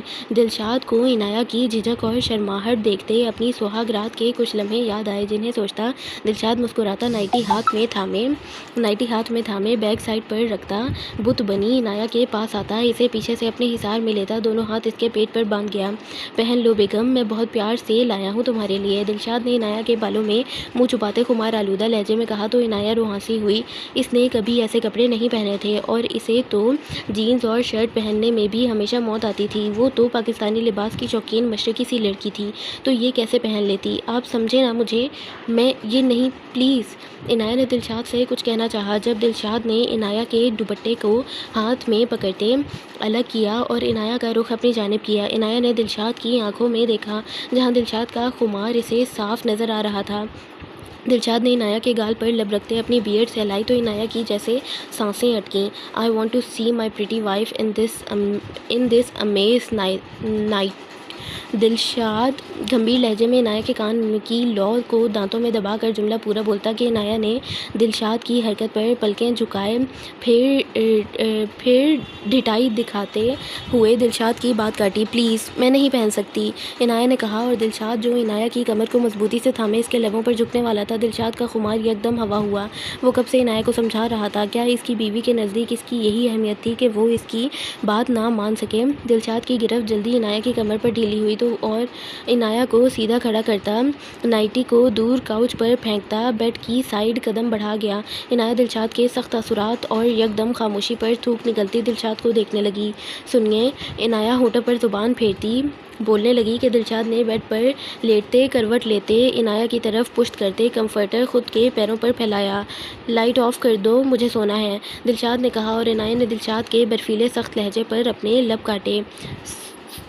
سنا نہیں؟ دلشاد نے لائٹ آف نہ ہوتے دیکھ پھر سخت لہجے میں کہا تو عنایہ یکدم اپنی جگہ سے اچھلی۔ پتہ نہیں تھا، سر پھرا خانزادہ ہے، بات مان لینی چاہیے تھی۔ اور کیا ہو گیا، شوہر کے سامنے ہی تو پہننی تھی اور اب تو یہ ناراض ہو گئے، کیسے مانیں گے؟ زندگی میں پہلی دفعہ ناراض ہوئے ہیں، خدایا کیا کروں؟ اب اپنی عقل پر ماتم کرنے کا کیا فائدہ؟ عنایہ بس رونے کے در پر تھی اور یہ سب سوچنے میں مشغول نائٹی اٹھائے کبرڈ میں رکھتی لائٹ بند کرنے والی تھی جب ان کے روم کا ڈور ناک ہوا۔ یہ زرش بیگم ہی ہوں گی کیونکہ وہ دایان کو اکثر فجر تک اپنے پاس ہی سلاتی تھیں۔ دایان کا ایک بیبی کاٹ زرش بیگم اور وہاب صاحب کے روم میں بھی موجود جو تھا۔ عنایہ نے دروازہ کھولتے ہوئے سامنے زرش بیگم کو دیکھتے مسکرائی جو اپنے پوتے کو لینے کے لیے اندر قدم بڑھا گئیں۔ دایان کا بیبی کاٹ دلشاد کے بیڈ کی साइड के सामने था। ज़रिश बेगम दयान को अपनी गोद में उठाती अपने बेटे को देखने लगीं, जो आंखें बंद किए लेटा हुआ था। ज़रिश बेगम ने दिलशाद की तरफ कदम बढ़ाते, झुकते दिलशाद के माथे से बाल हटाते पेशानी पर बोसा दिया तो दिलशाद मुस्कुराया और आंखें खोलता ज़रिश बेगम का हाथ थामता अपने लब रख गया। ज़रिश बेगम मुस्कुराती अपने पोते के साथ जाने लगीं, लेकिन फिर इनाया को बुत बने कन्फ्यूज सी खड़ी देखकर इनके पास रुकीं। बहू बेगम, मेरा बेटा नाराज़ है शायद तुमसे, अब मना लेना और जल्दी से हमें एक पोती और दे देना, हम इंतज़ार करेंगे। ज़रिश बेगम सरगोशी में बोली तो इनाया की पलकें शर्म से झुक गईं। वो माँ थीं, बेटे के चेहरे का हर तासुर पढ़ सकती थीं। ज़रिश बेगम इनाया की एक बच्चे के बाद भी हवस शर्म हया देखती खिलखिलाती कमरे से निकली तो दिलशाद ने भी अपनी मॉम के हंसने की यकदम आवाज़ पर गर्दन मोड़ते हैरानी से देखा, लेकिन फिर इन्हें जाता देख और अपनी ढीठ बीवी को कन्फ्यूज सा खड़ा देखता वापस अपना रुख आगे कर गया। सुनिए ना प्लीज़, इनाया ने फिर आगे बढ़ते कोशिश की। तुम सुनती हो मेरी जो मैं सुनूं तुम्हारी? सोने दो वरना मुझे गेस्ट रूम में सोना पड़ेगा। कहती हो तो चला जाऊं? दिलशाद ने इनाया की तरफ रुख करते कहा तो इनाया ने दिलशाद की बात पर फिर लब काटने शुरू किए और नफ़ी में सर हिला गई। एक ही तो बात नहीं मानी थी, इस पर भी इतना रूड हो रहे हैं, इनाया ने सोचा। जबकि इनाया के नफ़ी में हिलते सर को देखते और होठों पर तशद्दुद देखते दिलशाद ने दोबारा अपना रुख बदला। इनाया के होठों पर तशद्दुद का हक तो सिर्फ इस सर फिरे खानज़ादा का ही था। लाइट्स, दिलशाद ने हवस लेते हुए इनाया को याद करवाया, जिस पर इनाया ने दिलशाद की पुश्त को देखा और मेन लाइट सिस्टम को ऑफ करते रूम में मध्यम लाइट्स ऑन की और कबर्ड खोलती नाइटी हाथ में थामती फ्रेश होने चली गई। अब अपने सरफिरे शौहर को मनाना भी तो था ना। कुछ देर बाद इनाया नाइटी पहने ड्रेसिंग रूम से बाहर निकली तो इस डीप रेड नाइटी में इनाया दिलशाद वहाब खानज़ादा के होश उड़ाने के लिए मुकम्मल तैयार थी। नाइटी से आया होता इनाया का सरापा, दूधिया बाजू और पाँव। एक नज़र इनाया ड्रेसिंग के सामने खुद को खड़ा करती खुद ही शर्म से लाल हो गई और फिर एक नज़र अपने सर फिरे खानज़ादा की पुश्त पर डालते एक लंबी पुरसुकून सांस लेते रेड डीप कलर की लिपस्टिक से अपने होठों को रंग गई। इनाया अपने बालों को ब्रश करती पुश्त पर डालती एक एक कदम उठाती बेड की तरफ बढ़ गई, चित लेटती खुद पर कंफर्टर ढक गई और रुख दिलशाद की पुश्त की तरफ करती थोड़ा सा आगे खिसकती दिलशाद के सीने पर कमर से टेक लगाते अपना हाथ रख गई। जबकि दिलशाद जो कब से सोने की कोशिश कर रहा था इनाया का हाथ अपने सीने पर देखता अपनी धड़कनों के शोर को महसूस करने लगा। आई एम सॉरी, इनाया ने मध्यम लहजे में कहा तो दिलशाद ने खुद पर जब्त करते आंखें बंद की और दोबारा खोली। वो इनाया की हर बात का मान रखता था, अब इनाया ने इसकी बात का मान नहीं रखा तो इनाया को सबक सिखाना तो ज़रूरी था। दिलशाद ने इरादा किया और इनाया का हाथ अपने सीने से हटाते झटका ये जाने बिना कि इसकी बात का मान रखते ही तो इनाया इसकी दी हुई नाइटी पहने इसे मनाने की कोशिश कर रही थी। दिलशाद के अचानक हाथ झटकने और इतनी बेरुखी पर इनाया की आंखें लबलब आंसुओं से भर गईं। सोने दो मुझे, ज़रूरत नहीं है मुझे तुम्हारी सॉरी की, दिलशाद ने कहा तो इनाया के आंसू गाल पर बहने लगे और ज़ुबान जैसे दिलशाद के सख्त लहजे पर तालू से चिपक गई। इनाया फ़ौरन वहाँ से उठती काउच पर जाकर बेआवाज़ आंसू बहाने लगी। कुछ देर तक दिलशाद सोने की नाकाम कोशिश करता रहा, लेकिन फिर इनाया की मौजूदगी बेड पर ना महसूस करते करवट ली तो इनाया को बेड पर ना पाते दिलशाद के माथे पर बल पड़े। दिलशाद फ़ौरन उठ कर बैठा तो इनाया की तलाश में रूम में नज़रें दौड़ाईं, जो कि काउच पर जाकर रुकी और दिलशाद की सांसें जैसे गले में अटकने लगीं। इनाया काउच की पुश्त की तरफ रुख किए लेटी हुई थी। लाइट की मध्यम रोशनी में दिलशाद ने इनाया को देखा तो दिलशाद के गले में गिल्टी उभर कर मासूम हुई। नाइटी से आया होते इनाया के पैर, दूधिया बाजू और कमर दिलशाद को साकत कर गए। इनाया ने ये नाइटी कब पहनी? शायद जब वो इससे सॉरी कह रही थी और दिलशाद ने इससे बहुत रूड बात की थी। दिलशाद ने सोचते ही अपने लब भींचे, शायद अब बेगम इससे नाराज़ हो चुकी है, इसलिए तो क़यामत बनी काउच पर जाकर घुसी हुई हैं। दिलशाद बस सोच ही सका और बेखुद सा होता कंफर्टर हटाता इनाया की सिमत कदम बढ़ाता काउच पर आकर बैठा तो इनाया, जो कि बेआवाज़ रो रही थी, अपने शोगल में इतनी मशगूल थी कि इसे अपने पास अपने सर फिरे खानज़ादा की मौजूदगी का भी एहसास ना हुआ। दिलशाद बेखुद सा होता इनाया की कमर पर हाथ डालता, इनाया के बराबर में काउच पर जगह बनाता लेटा और इनाया के पेट पर अपना चौड़ा हाथ नरमी से रख गया तो इनाया यकदम अपने पेट पर दिलशाद का हाथ महसूस करती पलटने लगी कि दिलशाद ने इसकी कोशिश को नाकाम करते दूसरे हाथ से इनाया के बालों को इसके कंधे से हटाते वहाँ अपने लब रखे और अपनी बियर्ड सहलानी शुरू की तो इनाया कसमसाई। दिलशाद ने इनाया के पेट पर रखे हाथ से इनाया के पेट को सहलाया, जिससे इनाया की नाइटी मज़ीद ऊपर हुई तो दिलशाद ने अपने पैर के اپنے پیر کی انگلیوں کو عنایہ کے پیر پر پھیرا اور لب عنایہ کی سراہی دار گردن پر رکھتے عنایہ کو خود میں سمٹنے پر مجبور کر دیا۔ آپ تو ناراض تھے مجھ سے، اب کیوں آئے ہیں میرے پاس؟ عنایہ نے اتنے دنوں بعد پھر اپنے خانزادہ کی غربت پر گھبراتے اسے کچھ دیر پہلے کی ناراضگی یاد دلائی تو دلشاد کی آنکھوں میں یکدم حیرت جاگی۔ عنایہ رو رہی تھی۔ دلشاد کو عنایہ کے لہجے میں نمی محسوس ہوئی۔ میری جان، تم رو رہی ہو بیگم؟ دلشاد نے یکدم عنایہ کا رخ بدلتے اپنے سینے پر عنایہ کو گرایا اور ایک ہاتھ عنایہ کی کمر پر باندھتا دوسرے سے عنایہ کی تھوڑی کو تھامتا اس کے گالوں پر آنسوؤں کے مٹے مٹے نشان دیکھنے لگا۔ وہ یقیناً اس کے روڈ برتاؤ کی وجہ سے ہی روئی ہے۔ دلشاد کو خود پر بھی غصہ آنے لگا۔ آپ کو کیا فرق پڑتا ہے؟ عنایہ نے رونے سے سرخ ناک سے سوں کرتے نم آنکھوں سے دلشاد کو دیکھتے کہا تو دلشاد کا دل اپنی بیوی کی ادا پر ڈھیر ہوا۔ کیوں نہیں فرق پڑتا؟ تم روتی ہو تو خانزادہ کا دل کٹتا ہے۔ دلشاد نے عنایہ کی تھوڑی کو چھوڑتے اسی ہاتھ کو عنایہ کے سر کی پشت پر لے جاتے اس کے چہرے کو خود پر جھکا کر کہا اور نرمی سے اپنی بیوی کی آنکھوں پر بوسہ دیا۔ آنسو بھی تو خود ہی دیتے ہیں۔ عنایہ نے دلشاد کی قربت میں بہکتے لیکن جلد ہی خود پر قابو رکھتے کہا آج وہ اپنے خانزادہ سے حساب بے باک کرنے والی تھی تو بہکنے کا تو سوال ہی نہیں، محبت بھی تو اتنی ہی دیتا ہوں نا۔ دلشاد نے اب عنایہ کے چہرے کا طواف کرتے اس کے سرخ اناری ہونٹوں جن پر ریڈ لپسٹک لگاتے مزید اس کی بیوی نے سرخ کیا ہوا تھا دیکھتے کہا محبت کرتے ہیں مجھ سے؟ عنایہ نے نہ جانے کیوں اس وقت اور پہلی دفعہ دلشاد سے یہ سوال کیا۔ شاید وہ جاننا چاہتی تھی محبت دینے اور کرنے میں کیا فرق تھا۔ عنایہ کی بات کو سنتے دلشاد مسکرایا اور اپنی بیوی کے ہونٹوں سے نظر ہٹاتے اس کی آنکھوں میں دیکھنے لگا۔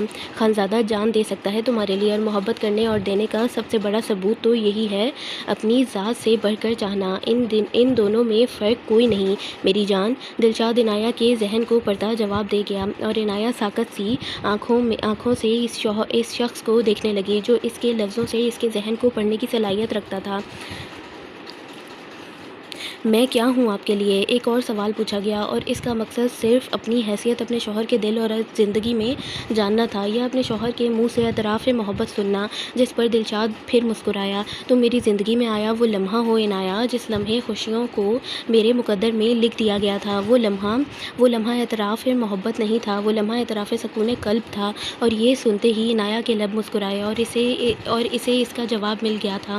وہ اپنے شوہر کے دل اس کی زندگی میں بستی تھی۔ عنایہ کے مسکرانے پر دلشاد عنایہ کے لبوں کو فوکس میں لیتا اس پر جھکنے لگا۔ جب عنایہ نے فوراً شرارت سے دلشاد کے لبوں پر اپنا نرم نازک ہاتھ رکھا، یہ سب تو ٹھیک ہے مگر آپ کو میرا سوری تو نہیں سننا تھا اور میں نے آپ کے لیے ہی یہ عجیب نائٹی پہنی تو اب میں جا رہی ہوں چینج کرنے اور آپ کی سزا یہی ہے کہ آپ اب کاؤچ پر سوئیں گے، سمجھے؟ عنایہ نے پہلے کیوٹ سے چہرے سے سوچتے پھر منہ کے زاویے بگاڑتے کہا تو دلشاد کو عنایہ کی ادا پر ٹوٹ کر پیار آیا، مگر عنایہ کی بات سنتے دلشاد نے ایک آئیبرو ریز کی اور عنایہ کی ہتھیلی کو لبوں سے چومتا ہٹایا۔ تو مجھے سزا دو گی؟ مجھے، شارپ بزنس مین دلشاد وہاب خانزادہ کو؟ دلشاد نے عنایہ کو گھور کر پوچھا تو عنایہ یکدم دلشاد کے تاثرات پر کھلکھلائی۔ بالکل، غلطی کی ہے سزا تو ملے گی، عنایہ نے اطمینان سے ہنستے ہوئے کہا۔ پھر تو پہلی غلطی تم نے کی تھی، میری بات نہ مان کر تو پہلے تمہیں سزا ملنی چاہیے۔ دلشاد نے بھی عنایہ کی تھوڑی چومتے کہا تو عنایہ نے نہ سمجھی سے دلشاد کو دیکھا۔ میں نے کیا کیا؟ عنایہ نے دلشاد سے پوچھا تو دلشاد اپنی بیگم کی عقل پر دل میں اش اش کر اٹھا۔ میں نے تم سے نائٹی پہننے کا کہا تھا، تم نے جب نہیں پہنی تو پہلی سزا تمہارے حصے میں آتی ہے۔ دلشاد نے عنایہ کی کمر پر حصار بناتے کہا۔ تو اب تو پہن لی اور سوری بھی تو بولا نا آپ کو؟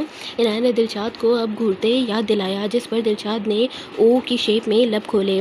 تو اب میری بات ماننے پر تمہیں انعام دینا تو بنتا ہے، اپنی محبت سے رات بھر تمہارے حسن کو سراہتے ہوئے، دلشاد نے کہا تو عنایہ نے دلشاد کو پھر گھورا اور دلشاد کے اوپر سے فوراً اٹھنے لگی۔ جب دلشاد نے عنایہ کی کوشش اپنی سخت گرفت سے ناکام کی۔ یہ چیٹنگ ہے، عنایہ نے احتجاج کیا۔ ہے تو، پر کیا کروں، مجبور ہوں، تم قیامت خیز حسن لیے میرے اتنے قریب ہو، اب اتنی چیٹنگ تو چلتی ہے۔ دلشاد آنکھ ونک کرتا بولا اور عنایہ کے لبوں پر جھکتا قطرہ قطرہ اتنے دنوں بعد عنایہ کے لبوں کی نرماہٹ سے خود کو سیراب کرنے لگا۔ دلشاد کی شدتوں بھرے لمس پر عنایہ نے دلشاد کے کندھوں پر مضبوطی سے اپنے ناخن گاڑے تو عنایہ کا یہ عمل دلشاد کو اور بہکنے پر مجبور کر گیا۔ عنایہ کے اکھڑتے تنفس کا خیال کرتے دلشاد اپنے عمل میں نرمی لاتا عنایہ کے لبوں کو آزاد کر گیا تو عنایہ بھی दिलशाद के चौड़े सीने पर सर टिकाती लंबे सांस लेने लगी। दिलशाद इनाया को नरमी से काउच पर बिठाता खुद अपनी जगह से उठता, शर्ट निकाल कर दूर उछालता, इनाया को काउच से ही अपनी बाहों में उठाए बेड का रुख कर गया, जो अपने शौहर के गले में बाहों का हार डालती इसके सिक्स पैक्स और मसल्स को देखती दिल में आज इतने दिनों बाद दिलशाद की मोहब्बत और शिद्दतों के लिए खुद को तैयार करने लगी। इनाया को बेड पर लिटाते दिलशाद इनाया पर घटा की तरह छाता, इनाया के बालों में मुंह छुपा गया। बढ़ती रात के साथ खानज़ादा की शिद्दतें पहली रात की तरह खुद पर महसूस करते इनाया भी अपने खानज़ादे की कैद में सुकून महसूस करती खुद को अपने सरफिरे खानज़ादे शौहर के रहमो करम पर छोड़ गई। दूसरी तरफ दाहिम जो अपने कमरे में दाखिल हुआ था, कुछ देर पहले ही वो फ्रेश होता सोने की गर्ज से हाले को मुसलसल इग्नोर करता हुआ लेटा था, जो इससे बात करने की मुसलसल कोशिश कर रही थी, लेकिन हॉस्पिटल इमरजेंसी कॉल की वजह से उठता कमरे से बाहर आया था और अब दोबारा जैसे कमरे में दाखिल होते हैरान रह गया। कमरा नीम अंधेरे में पूरा नहाया हुआ था, जबकि चांद की चांदनी और मोमबत्तियों की मध्यम रोशनी ने पूरे कमरे को रोशन किया हुआ था। तो बेड पर हार्ट शेप में गुलाब की पंखड़ियों की भीनी सी खुशबू दाहिम को साकत कर गई। दाहिम ने रूम में दाखिल होते डोर लॉक किया और ये सब करने वाली की तलाश में नज़रें घुमाई, जो इसे रूम में कहीं भी नज़र नहीं आई। दाहिम ने अपने निचले होंठ को दांतों तले दबाया। दाहिम ये तो समझ गया था कि हाले जल्द अज जल्द इसकी नाराज़गी को ख़त्म करना चाहती थी, लेकिन इस तरह इतने रोमांटिक तरीके से तो दाहिम पहले अपनी बीवी से क्यों नाराज़ ना हुआ। दाहिम को सद अफसोस हुआ एकदम। खैर, अभी भी कहाँ देर हुई थी, अब भी तो नाराज़ ही था, तो अपनी बीवी के रोमांटिक मनाने का एंजॉय तो कर सकता था दिलो जान से। दाहिम ने कमरे को देखते बालकनी को भी देखा, जहां ग्लास वॉल से भी चांद की रोशनी कमरे में तो आ रही थी, मगर दाहिम को हाले नज़र वहां भी नहीं आई। तो दाहिम भी कुछ सोचता ड्रेसिंग रूम की तरफ रुख किए। बेड पर बैठा कुछ लम्हे गुजरे के हाले जो कि ड्रेसिंग रूम में दाहिम की दी हुई साड़ी को पहनी हल्का सा मेकअप किए, डायमंड के इयररिंग और नेकलेस पहने, अपनी साड़ी के गहरे गले और ब्लैक बैक पर बार बार पल्लू सेट करती, जो इसके सरापे को अया कर रहा था। नर्वस सी काफ़ी देर तक खामोशी पाते बाहर आई थी। इसे लगा था कि दाहिम चूँकि इससे नाराज़ था तो ये सजावट भी इग्नोर करता सो गया होगा। पहले तो वो दाहिम को मनाना चाहती थी, लेकिन दाहिम की मोहब्बत और शिद्दतों का सोचती घबराती हुई इरादा तर्क करती ड्रेसिंग में घुस गई। दाहिम तो हाले की सादगी में भी हाले की सांसें रोक देता था, तो इस साड़ी और इतना शौक सा तैयार होने पर वो भी सिर्फ इसे मनाने के लिए पता नहीं क्या करता। जब दाहिम करीब आता था, हाले को दाहिम की मोहब्बत और शिद्दतों से पहले से कई गुना ज़्यादा घबराहट होने लगती थी। दाहिम भले इससे कुछ साल छोटा था, लेकिन देखने में नाजुक सी प्यारी सी हाले से बड़ा ही लगता था, और ऊपर से दाहिम की वजाहत से भरपूर इसका वजूद हाले को हर दफ़ा सिसकने पर मजबूर कर देता था। हाले बाहर आई तो ड्रेसिंग डोर लॉक करती पलटी ही थी कि दाहिम जो कब से बेड पर बैठा ड्रेसिंग डोर को देख रहा था, पता जो था इसकी बीवी कितनी घबराती है इसकी शिद्दतों से, और कमरे में नहीं है तो यकीनन ड्रेसिंग में ही होगी, और दाहिम इस देरी की वजह भी समझ ही गया था। हाले दाहिम को देखती, जो इसे ही सरता पाँव अपनी नज़रों के हिसार में ले चुका था, एकदम घबराई और वापस पलटने लगी कि दाहिम एकदम अपनी जगह से उठता, हाले को कोहनी से थामता, ड्रेसिंग डोर से हाले की पुश्त को लगा गया और ख़ुद हाले के नज़दीक होता, इसके चेहरे के एक एक नकूश को इस तरह देखने लगा कि दाहिम की सांसें हाले को अपने चेहरे पर महसूस हुई। मुझसे ही छुप रही हो बेगम, मेरे ही लिए इम्तिहान बनी, दाहिम ने हाले के चेहरे पर फूंक मारते कहा, और हाले की साड़ी के पल्लू से नीचे कमर पर हाथ फेरता हाले को मज़ीद अपने करीब कर गया, जबकि हाले ने दाहिम के खुमार आलूदा नज़रों, लहजे और हरकत पर अपने खुश्क लबों को ज़ुबान फेरते नम किया। मैं तुम्हें मनाना चाहती थी, लेकिन हाले ने कहा, तो दाहिम ने हाले के गाल पर बेखुदी में अपने लब रखते दांत गाढ़े, तो हाले के अगले तमाम अल्फाज जैसे मुंह से ही गायब हो गए। लेकिन दाहिम हाले की गैर होती हालत को देखता, अपने दूसरे हाथ से हाले के गाल को रब करता जहां इसने दांत गाड़े थे।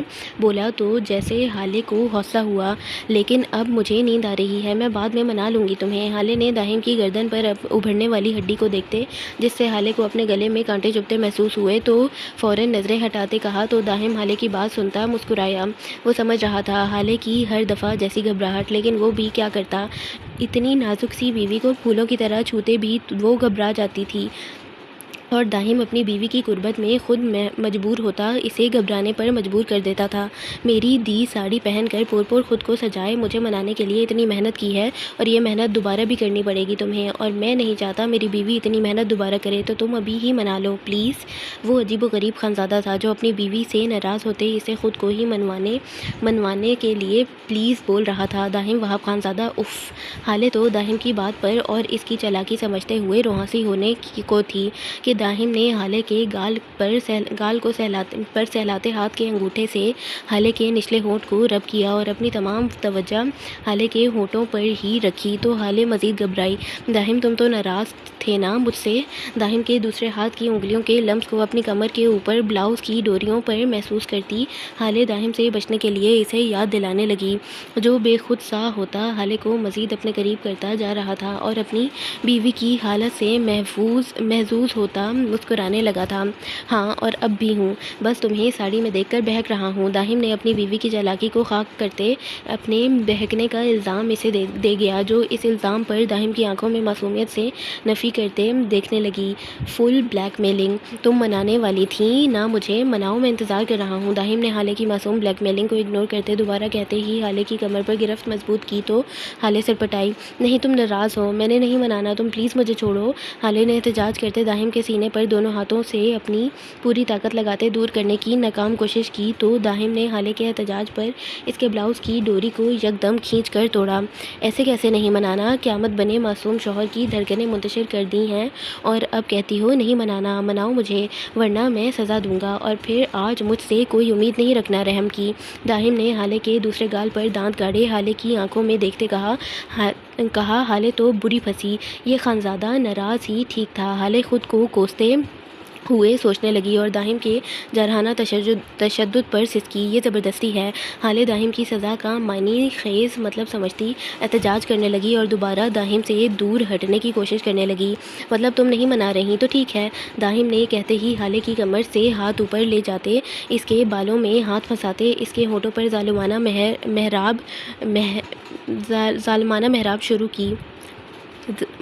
اب شروع کی۔ داہم کے عمل میں اتنی شدت تھی کہ پہلے حالے نے داہم کے کندھے کو مضبوطی سے مٹھیوں میں بھینچا، مگر داہم کے تشدد کو کم نہ ہوتا دیکھ حالے آہستہ آہستہ مٹھیاں کھول گئیں۔ حالے کا تنفس مزید بکھرا تو داہم بھی اس پر رحم کرتا اس کے ہونٹوں کو آزادی بخش گیا اور حالے سر داہم کے سینے پر ٹکاتی لمبے سانس لینے لگی تو داہم حالے کی کمر کو سہلاتا رہا۔ جب حالے کا تنفس بحال ہوتا داہم کو محسوس ہوا تو داہم نے حالے کی کمر سے بال سائڈ کرتے وہاں اپنے لب رکھے اور دوسرے ہاتھ سے حالے کی ساڑی کے پلو کو نیچے کر گیا۔ حالے نے داہم کی حرکت پر مزید داہم کے سینے سے اب گردن میں منہ چھپایا تو داہم حالے کو یکدم سیدھا کھڑا کرتا اپنی باہوں میں اٹھائے بیڈ پر لٹا گیا۔ داہم حالے پر جھکتا جو شرم سے نظریں جھکائے ہوئے تھی، حالے کے کانوں سے باری باری ایئرنگز اتارتا، سائڈ ٹیبل پر رکھتا، حالے کے پیروں سے سینڈلز اتارا، اس کے پیروں کو باری باری چوم گیا، جس سے حالے نے فوراً کروٹ لی تو داہم اپنی شرٹ اتارتا دور اچھال گیا اور اپنی بیوی کی گردن پر جھکتا نیکلس کا لاک کھول کر حالے کی گردن آزاد کرتا حالے کے قریب ہی لیٹتا حالے کے بیڈ پر رکھے ہاتھ پر ہاتھ رکھ گیا۔ تم اتنی نازک ہو میری جان کہ تمہیں پھولوں کی طرح چھونے سے بھی ڈر لگتا ہے، مگر کیا کروں، تمہاری قربت میں یہ خانزادہ ہمیشہ بہک جاتا ہے۔ داہم حالے کے کان میں سرگوشی کرتے اس کے کان کی لو کو چوم گیا اور حالے کو مزید سمٹنے پر مجبور کر گیا۔ یکدم داہم نے حالے کا رخ اپنی طرف کرتے اس پر جھکتے اس کے نرم نازک ہونٹوں کو اپنے لبوں سے چھوا۔ حالے اس خانزادہ کی محبت اور شدتوں کو جھیلنے کے لیے علاوہ اور کر ہی کیا سکتی تھی، تو خود کو اس چھوٹے خانزادہ کے رحم و کرم پر چھوڑتی اس کی محبت کو اپنی روح میں بسانے لگی تو داہم بھی اپنی بیوی پر اپنی شدتیں نچھاور کرتا اسے مزید اپنے قریب کر گیا۔ یہ طلوع آفتاب تھا اور پھر ہر دن اپنی خوشیوں کا پروانہ لیے اڑ رہے تھے اور ان دنوں میں ایک وقت غم کا بھی آیا جب عائشہ کا حمل ضائع ہوا۔ ڈاکٹر پہلے ہی بتا چکے تھے کہ عائشہ کی پریگنینسی کافی کمپلیکیٹڈ ہے، کسی بھی وقت کچھ بھی ہو سکتا ہے اور صرف 30% چانسز تھے کہ عائشہ کی ڈیلیوری خیر و عافیت سے ہو سکے۔ سب کی اتنی کیئر اور توجہ کے باوجود بھی جو اللہ کو منظور تھا، عائشہ اس صدمے سے بہت ٹوٹ چکی تھی، اپنے کمرے میں بند رہتی تھی اور جیک تو اپنی اولاد کے اس اس دنیا میں آئے بنا چھن جانے کا غم دن کو مسکرا کر عائشہ کو سنبھالتے ہوئے اور راتوں کو تنہائی میں روتے ہوئے گزارتا تھا۔ سب لوگ ہی جیک اور عائشہ کے دکھ میں افسردہ تھے۔ ڈیول، دلکش، ہشام، مہک، آیت اور ماہر نے ان دونوں کو سنبھالنے کی بہت کوشش کی تھی، لیکن کوکھ اجڑنے کا غم کسی کی تسلی سے کم نہیں ہوتا۔ عائشہ جیسے سب سے کٹ کر رہ گئی تھی۔ وہ زیادہ وقت اپنے کمرے میں ہی گزارتی تھی، جبکہ جیک اپنے پیلس کے تمام ممبران کے ساتھ خوش رہنے کی کوشش کرتا تھا، زیغم اور زیام میں اپنی دنیا بسائے رکھتا تھا، اور عائشہ بھی صرف ان دونوں کو دیکھتی کھانے یا میڈیسن کے لیے تیار ہوتی تھی۔ سب لوگ ہی دعائیں کرتے تھے کہ اللہ ان کو بھی اولاد سے نواز دے، کیونکہ ڈاکٹر نے اب عائشہ کے ماں بننے کے چانسز صرف 5% ہی بتائے تھے، جو کہ اچھی امید تو نہیں تھی، مگر ایک امید تھی جس امید کے سہارے سارے عائشہ اور ارسلان کے لیے دعا کرتے تھے۔ ان دونوں کی زندگیوں میں اولاد کی چاہت آزمائش بن چکی تھی، جسے ایک دن اللہ ضرور ختم کرنے والا تھا اور انہیں بہترین اولاد سے نوازنے والا تھا۔ دن اپنی رفتار لیے گزر رہے تھے۔ دلکش اور ماہر کی جہاں حج کی ادائیگی سے واپسی ہو چکی تھی، تو وہیں مہک اور ہشام کے نئے مہمان کے آنے میں بھی چند دن تو ایک اور خوشخبری سب کو ملنے والی تھی، لیکن سب سے پہلے ماہر کو، جو رات کے اس پہر اپنی بیوی کے میسج پر ٹیرس پر گیا تھا۔ حج کی ادائیگی سے واپس آئے آج انہیں 10ویں رات تھی، تو نیچے بیٹھے پوری فوج نے عنایہ کا سر کھایا ہوا تھا، جو سب ہی لاؤنج میں عنایہ کے بلانے پر اکٹھے ہوئے تھے۔ 6 ماہ کا زیغم ساس کی گود میں تھا تو زیام نمل کی گود میں، جبکہ 5 ماہ کا دایان اپنے مافیا سسر کی گود میں، تو 4 ماہ کا نوفل داہم کی گود میں۔ پرنسس بتا بھی دو، اب مجھ سے اور انتظار نہیں ہو رہا۔ ڈیول نے دایان کو کھلکھلاتے دیکھ کر بے صبری سے عنایہ سے کہا۔ وہ سب کب سے دلکش اور ماہر کی کوئی ضروری بات سننے کے لیے وہاں بیٹھے تھے، جو خود دونوں ٹیرس پر موجود تھے۔ شریف لوگ ہی انتظار کرتے ہیں ویسے۔ دلشاد نے عنایہ کی گود سے زیغم کو لیے ڈیول پر وار کیا تو ڈیول کو آگ لگی۔ ضروری تو نہیں ویسے، ریڈ لائٹ کیبنٹ جیل میں 2 دن گزارنے والے شریف کو انتظار کرنا آ ہی جاتا ہے۔ نیور مائنڈ، ڈیول نے بھی اپنے ڈمپل کی نمائش کرتے دلشاد کو باور کروایا تو داہم کی ہنسی چھوٹی۔ سمجھا لو اپنے بھائی کو، جب دیکھو جیل کے تانے دیتا رہتا ہے، کسی دن جان سے جائے گا میرے ہاتھوں سے۔ دلشاد نے داہم کو گھورتے عنایہ سے کہا، جو کچھ کہنے ہی والی تھی کہ ڈیول نے عنایہ کو روکا۔ میری بہن کیا سمجھائے گی؟ سمجھاتا تو میں ہوں اسے کہ پرنسس، اس جیل سے آئے آدمی کو غرق کرو اور میرے داماد کے ساتھ پیلس آ جاؤ ہمیشہ کے لیے۔ ڈیول نے پھر مزے سے کہا تو جیسے دایان میاں پیلس آ جانے کی بات پر مسکرائے، اسے اپنے ماموں کے سے کافی محبت جو تھی۔ غرق کرو؟ میں تمہیں نہ غرق کر دوں، سڑے ہوئے کمینے سالے؟ دلشاد نے ڈیول کی بات پر جل کر کہا۔ پہلے تو میرا نام تمیز سے لے منحوس بہنوئی۔ ڈیول نے دلشاد کی بات کو اگنور کرتے اور گھورتے دوبارہ اس کو آگ لگائی، اور دلشاد تو آج ڈیول کے منہ سے یہ جملہ سنتے ہی شاکڈ ہوا۔ اتنے عرصے میں تو کبھی تمیز سے نام لینے کا نہیں کہا، اور آج کیسے؟ لیکن جلد ہی خود کو کمپوز کرتا کھڑا ہوا اور عنایہ کو زیغم کو دیا تو سبھی دلشاد کو بہت غور سے دیکھنے لگے۔ اوکے، بخدمت جناب اعلیٰ، شروع کرتا ہوں۔ شیطان کی پناہ سے، دوسرے شیطان کے نام کے لیے، میرے معزز بدماش گنڈے سڑے ہوئے سالے جی، اب ٹھیک ہے؟ دلشاد نے دونوں ہاتھ عقیدت سے سینے پر فولڈ کیے، ایسے کہا جیسے کوئی قرات پڑھنے والا ہو، جبکہ دلشاد کے انداز پر سب کو اپنے پیٹ میں درد ہونے لگا۔ جیک اور ہشام تو لوٹ پوٹ ہوئے تو داہم تو صوفے کی پشت پکڑتا ایک ہاتھ کی گود میں نوفل کو لیے دوہرا ہو رہا تھا، تو نوریز کا چہرہ ہنستے ہنستے سرخ ہو گیا اور تمام خواتین کو تو جیسے پیٹ میں گدگدیاں ہونے لگیں، یہاں تک کہ عائشہ بھی کافی دنوں بعد کھلکھلا دی، اور بچوں میں تو زیام تھا جو کمینہ اپنے باپ کی بے عزتی پر ہی شاید ہنس رہا تھا، تو زیغم، نوفل اور دایان بت بنے حیرت سے اپنے پاگل بڑوں کو دیکھ رہے تھے، جو ہنستے ہوئے بس پاگل خانے جانے کے در پر تھے۔ تو ڈیوڈ تو جل بھن کر راکھ ہوا، اس کا چہرہ غصے سے سرخ پڑ گیا۔ وہ کتنا بھی اپنے بہنوئی سے سمارٹ بننے کی کوشش کرے، رہتا پھر بھی ہمیشہ پیچھے ہی ہے۔ جبکہ دلشاد نے ڈیول کو خود کو گھورتا پا کر آنکھ ونک کی تو ڈیول دایان کو آیت کو دیتا، جو ہنس ہنس کر پاگل ہو رہی تھی، اسے بھی گھورتا ہوا دلشاد کی طرف لپکا۔ جب عنایہ کے موبائل پر میسج رنگ ہوا اور عنایہ نے میسج پڑھتے ہی سب کو ٹیرس پر چلنے کا کہا، تو ڈیول بھی دلشاد کو گھورتا اپنے قدم ٹیرس کی سمت بڑھا گیا۔ اوکے تو یہ پارٹ یہیں پہ اینڈ کرتے ہیں۔ ٹیرس والا سرپرائز ملے گا ہمیں نیکسٹ پارٹ میں۔ ہوپ سو آپ لوگوں کو پسند آیا ہو، انٹرسٹنگ پارٹ تھا یہ، تو دیکھتے ہیں نیکسٹ پارٹ میں کیا ہوتا ہے۔ تب تک کے لیے دعا میں یاد رکھیں، خوش رہیں، خوشیاں بانٹیں۔ اللہ حافظ۔